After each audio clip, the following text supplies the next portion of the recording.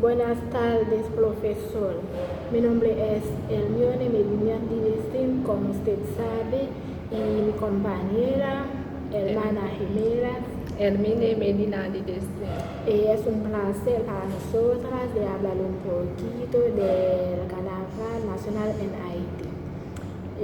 El Carnaval Nacional de Haití tendrá lugar los días 24, 25 de febrero de 2020. El gobierno haitiano lanzó oficialmente el Carnaval Nacional de Haití para 2020. De hecho, el comité ejecutivo encargado de llevar a cabo las festividades en Puerto Príncipe, la capital del país, se presentó a la prensa el martes 4 de febrero de 2020. Un protocolo pour Haïti décollé. Juntos unámonos para la recuperación de Haití.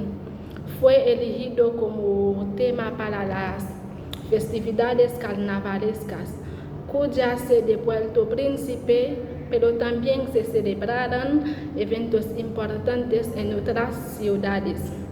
En Capaicén, la segunda ciudad del país que conmemora los 35 años de su fundación. El 15 de agosto tendrá un carnaval durante 5 del 20 al 25 de febrero de 2020. La ciudad altamente cultural de Jacmel tiene un carnaval oficial más artístico que el de Puerto Príncipe. Es una semana antes del Carnaval Nacional de la capital. Este año, el 15 de febrero de 2020, el ayuntamiento de esta ciudad ubicada en el sureste de Haití había citado a los amantes del carnaval.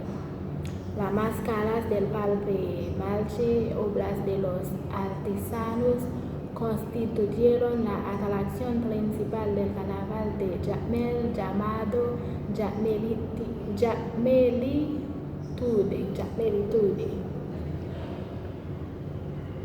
Más de 15 carrozas musicales, una docena de carrozas alegóricas, grupos folclóricos y artísticos participan anualmente en el desfile de 3 días de carnaval en el centro de Puerto Príncipe. Un día espectáculo de alta gama en color y propuestas artísticas extraídas de la historia de varios siglos, desde la esclavitud hasta la independencia. Los haitianos que viven en la diáspora en los Estados Unidos, Canadá y otros países del hemisferio América están acostumbrados a regresar el alma mater durante el carnaval.